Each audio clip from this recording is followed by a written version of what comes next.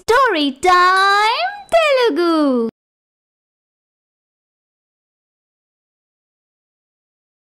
అందరికీ నమస్కారం. ఈరోజు మనం తెలుసుకోబోతున్న స్టోరీ తల్లి ప్రేమ 5వ భాగం. కావ్య, మీ పుట్టింటికి ఫోన్ చేసి విషయం చెప్పు.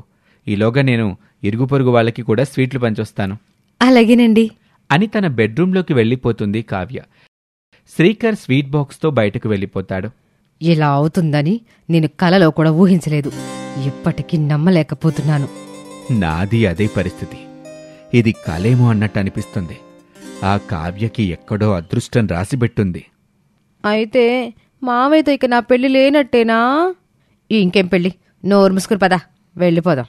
అలా కొద్ది రోజులు గడుస్తాయి. కావ్య తన జీవితంలో ఎప్పుడూ లేనంత సంతోషంగా ఉంటుంది. ఒకరోజు శ్రీకర్ కావ్యం తీసుకుని డిన్నర్ చేయటానికి హోటల్కి వెళ్తాడు. కావ్య, నీకు నిజం చెప్పాలి. నిజం చెప్పాలా? ఏంటి? నేను చెప్పేది విని నువ్వు కంగారు పడద్దు.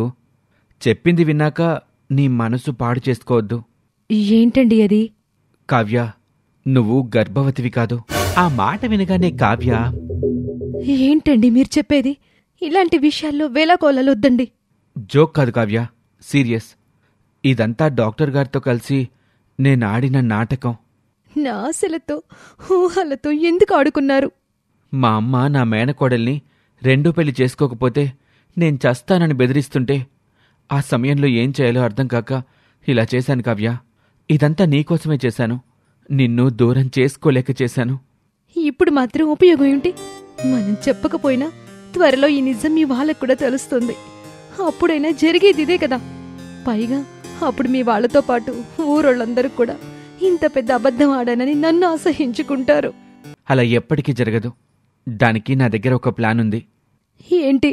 కొద్ది రోజుల తర్వాత డాక్టర్ గారు నీకు బెడ్ రెస్ట్ చెప్పారని చెప్పి నిన్ను మీ పుట్టింటికి పంపిస్తాను. మీ అమ్మా నాన్న సాయంతో అక్కడ కూడా మనం ఆడుతున్న నాటకం కంటిన్యూ చేస్తాం. నెలల ప్రకారం దిండులతో నీ కడుపుని బయటకి కనిపించేలా చేస్తాం. కడుపుని దిండులతో చేసినట్టే బేబీని కూడా దిండులతో కుట్టిస్తారా? అని కోపంగా సెటైర్ వేస్తుంది కావ్య. లేదు, ఈలోగా పురిట్లో ఉన్న ఒక అనాథ బేబీని మన బిడ్డగా తెచ్చుకుందాం. Problem solve. ఇదేమైనా సినిమా అనుకుంటున్నారా? అంత ఈజీగా చెప్పేస్తున్నారు. ఇది తప్ప నా భార్యని దక్కించుకోవటానికి నాకు వేరే దారి దొరకలేదు. మొదట భర్తపై కోపం వచ్చినప్పటికీ అందులో తనపై తన భర్తకు ఉన్న ప్రేమ కనిపించి అర్థం చేసుకుంటుంది కావ్య. నాకెందుకో భయంగా ఉంది. అంతా మీరనుకున్నట్టే జరుగుతుందంటారా? ఏదైనా తేడా అయిందంటే మీ వాళ్ల ముందు తలెత్తుకోలేము. ఖచ్చితంగా మనం అనుకున్నట్టే జరుగుతుంది. నన్ను నమ్ము కావ్య. సరే, మీ ఇష్టం. మీరెలా అంటే అలా. కొద్ది రోజులు పోయాక, అమ్మా, డాక్టర్ గారు కావ్యకి డెలివరీ అయ్యే వరకు బెడ్ రెస్ట్ చెప్పారు. తను ఏ పని చేయకూడదంట. తనకే ఎదురు చేసి పెట్టాలంట. అంతోపిక ఇక్కడ ఎవరికుంది? తన పుట్టింటికి పంపించు, వాళ్ళ అమ్మే చూసుకుంటది. నాకు కావాల్సింది కూడా నువ్వు అలా చెప్పడమే అమ్మా. అలాగే అని భార్యని తన పుట్టింటికి తీసుకువెళ్లి వదిలేసొస్తాడు శ్రీకర్. కావ్య నిదానంగా రాఘవయ్య, జానకికి నిజం చెప్తుంది. అది విని వాళ్ళు షాక్ అవుతారు. ఇంత పెద్ద అబద్ధాన్ని నిజంలాగా ఇన్నాళ్ళు నాటకం ఆడుతున్నారా? నాకు కాళ్ళు చేతులు ఆడడం లేదే. అల్లుడు గారు చెప్పినట్టు మనం కూడా నాటకం ఆడాలి. లేకపోతే అల్లుడుగారు పడ్డ శ్రమకి ఫలితం ఉండదు. మన అమ్మాయి జీవితం కూడా నాశనమవుతుంది అని ఆ నాటకాన్ని వాళ్లు కూడా కంటిన్యూ చేస్తారు. అలా రోజులు గడుస్తాయి. మరోవైపు శ్వేతకి డెలివరీ టైం దగ్గర పడుతూ ఉంటుంది. చిచి, పొట్టు చూడెంత లావుగా ఉందో. నడవడానికి అడ్డంగా ఉంది. అయినా ఈ పిల్లల్ని ఎలా కంటారో ఏంటో ఈ ఆడవాళ్లంతా. అలా అనకూడదమ్మా. నువ్వు కూడా మీ అమ్మ కడుపు నుండి అలాగే పుట్టావన్న విషయాన్ని మరచిపోకు. మామీగారు, మీకోసం బిడ్డని కంటున్నాను. నాకిష్టం లేకపోయినా సరే. నార్మల్ డెలివరీ అవి నా వల్ల కాదు. సిజేరియన్ చేపించేయండి. సిజేరియన్ మంచిది కాదు. నార్మల్ డెలివరీ అయితేనే ఫ్యూచర్లో నీకెటువంటి హెల్త్ కాంప్లికేషన్స్ రావు. అప్పుడు తిప్పులప్పుడు చూద్దాం. ఇప్పుడైతే నేను చెప్పినట్టు చేయండి. సరేనమ్మా, నీ ఇష్టం. మీకు గుడ్ న్యూస్. మీరు బేబీ కోసం ఎక్కడా వెతుక్కోవాల్సిన అవసరం లేదు. ఎందుకు డాక్టర్? నా పేషెంట్ ఒక అమ్మాయి భర్త అనుకోకుండా చనిపోవడంతో పుట్టే బిడ్డని వేరే ఎవరికైనా ఇచ్చి ఆ అమ్మాయికి మళ్ళీ పెళ్లి చేయాలనుకుంటున్నారు ఆమె తల్లిదండ్రి. కాబట్టి ఆ బేబీని మీరు తీసుకోవచ్చు. Thanks madam. అనుకున్న ప్రకారం కావ్యకిచ్చిన డెలివరీ డేట్ రానే వస్తుంది. కావ్యని హాస్పిటల్కి తీసుకుని వస్తారు. మరోవైపు శ్వేతని కూడా వేరే హాస్పిటల్కి తీసుకొస్తారు డెలివరీ కోసం. ఆ సమయంలో కంపెనీ పని మీద స్టేట్స్ వెళ్తాడు ధనుంజయ్. డాక్టర్, బిడ్డ రెడీనే కదా? సారీ శ్రీకర్, ఆ అమ్మాయి తీరా వచ్చాక తన బేబీనివ్వనని మాట మార్చింది. పుట్టిన పాపని తీసుకుని వెళ్ళిపోయింది. ఎంత పనిచేశారు డాక్టర్? ఇప్పుడెలా? మరోవైపు మా అమ్మ వాళ్ళు ఆల్రెడీ హాస్పిటల్కి బయలుదేరారు.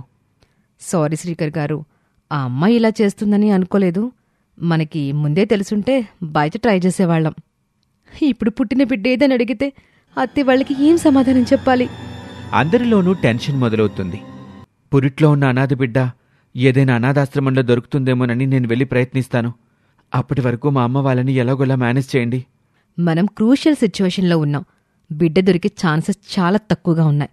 మనం అనుకున్నట్టు బిడ్డ గనక దొరకపోతే అప్పుడు ఏం చేద్దాం? ఒకటి దారి డాక్టర్, పుట్టిన బిడ్డ పురిట్లోనే చచ్చిపోయిందని అబద్ధం చెప్పడమే. కానీ అలాంటి పరిస్థితి రాదు, నాకు నమ్మకం ఉంది అని గబగబా బయటకు వెళ్ళిపోతాడు శ్రీకర్. మరోవైపు శ్వేతకి డెలివరీ అవుతుంది. పాప పుడుతుంది. అప్పుడే స్టేట్స్లో ఉన్న ధనుంజయ్ రాహుల్కి కాల్ చేస్తాడు.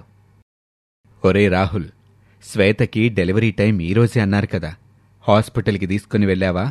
నేను మీకే ఫోన్ చేద్దాం అనుకుంటున్నాను నాన్నా. ఇదిగో ఇప్పుడే మీకు మనవరాలు పుట్టింది. ఆ మాట విన్న ధనుంజయ్ పట్టరాని సంతోషంతో, నిజమా రాహుల్? ఇన్నాళ్లకు నా కల నెరవేరింది. ఎప్పుడెప్పుడు నా మనవరాల్ని కళ్ళారా చూద్దామా అని ఉంది. నేను మార్నింగ్ ఫ్లైట్కి బయలుదేరి ఇంటికొచ్చేస్తాను. అలాగే నాన్నా అని ఫోన్ పెట్టేస్తాడు రాహుల్. ఈలోగా పాపకి చెయ్యాల్సిన టెస్ట్లన్నీ చేసి పాపని తీసుకొస్తుంది డాక్టర్. మిస్టర్ రాహుల్, మీ పాప హెల్త్ కండిషన్ అంతా బాగానే ఉంది, కానీ పాపకి చూపు కనిపించదు. అది విన్న శ్వేత, అసలే పిల్లల్ని కనటం ఇష్టం లేని తనకి పైగా చూపులేని ఆడపిల్ల పుట్టింది అని తెలియటంతో, ఏవండి, ఈ కళ్ళు కనబడని పాప వలన మనం చాలా అవమానాలు పడాల్సి వస్తుంది. మన స్టేటస్కి చెడ్డ పేరు వస్తుంది.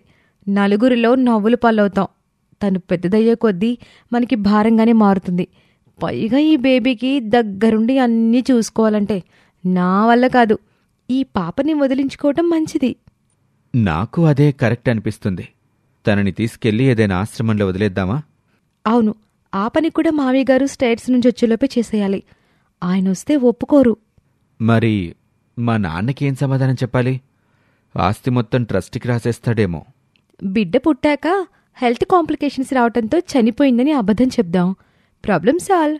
మహా అయితే కాసేపు బాధపడతాడు. సరే అని ఆ రాత్రి సమయంలో ఆ పాపని తీసుకెళ్లి ఒక ఆశ్రమం ప్రహరీ లోపల ఉన్న ఉయ్యాలలో ఎవరూ చూడకుండా పాపని వదిలేస్తాడు రాహుల్. పురిట్లో ఉన్న బిడ్డ కోసం పట్నంలోని అన్ని అనాథాశ్రమాలు తిరుగుతూ ఉంటాడు శ్రీకర్. కాని ఎక్కడా పాప దొరకలేదు.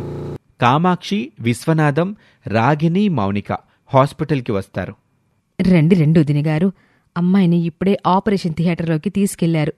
మావాడెక్కడా? చిన్న పనుంది, ఇప్పుడే వస్తానని బయటకు వెళ్ళాడు. ఎక్కడా పురిటి బిడ్డ దొరకదు. నెమ్మదిగా శ్రీకర్కి భయం మొదలవుతుంది. పక్కనే ఉన్న గుడి దగ్గరికి వెళ్తాడు. భగవంతుడా, నాకు నువ్వే దారి చూపించాలి.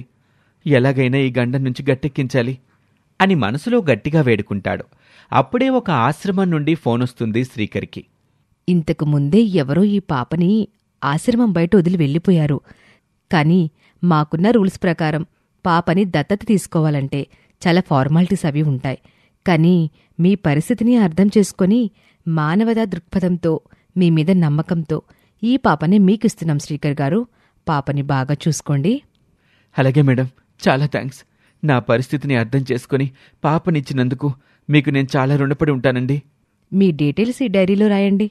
అలాగే అని చెప్పి శ్రీకర్ ఫార్మాలిటీస్ అన్నీ పూర్తి చేసి పాపని తీసుకుని హాస్పిటల్కొచ్చి వెనక డోరు నుంచి ఆపరేషన్ థియేటర్లోకి ప్రవేశించి పాపని కావ్య పక్కనే పడుకోబెడతాడు.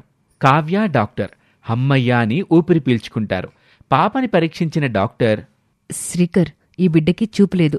బహుశా అందుకే ఈ పాపని వదిలేసుంటారు. ఇప్పుడేం చేద్దాం డాక్టర్? ఏవండి, పిల్లలేని మనల్ని వెతుక్కుంటూ మన దగ్గరకొచ్చిన లక్ష్మీదేవి ఈ పాప. ఆ దేవుడి మాయా ఇదంతా.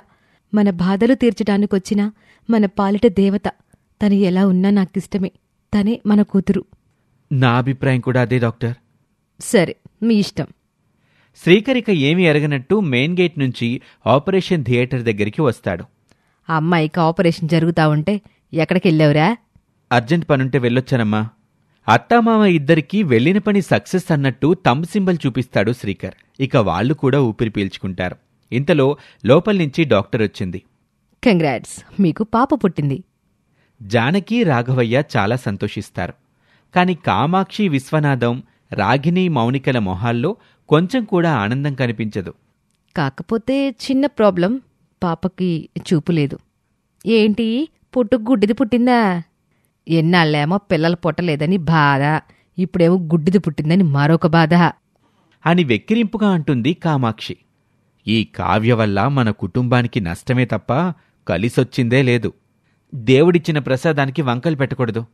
పాపలా పుడితే కావ్య మాత్రం ఏం చేస్తుంది? పాప ఎలా పుట్టినా నాకు ఓకే. తను నా రక్తం. ఎవరేమనుకున్నా నాకు అనవసరం. సర్లేరా, అమ్మా నాన్న వాళ్ళు వాళ్ళ మనసులో బాధ చెప్పుకుంటున్నారులే. పదండి, ముందు వెళ్ళి పాపను చూద్దాం అని అందరూ లోపలికి వెళ్తారు. పాప పుట్టింది అన్న ఆనందంతో మరునాడే స్టేట్స్ నుండి ఎంతో సంతోషంగా ఇంటికొస్తాడు ధనుంజయ్. ఇక ఆ తర్వాత ఏం జరిగిందో వచ్చే భాగంలో చూద్దాం.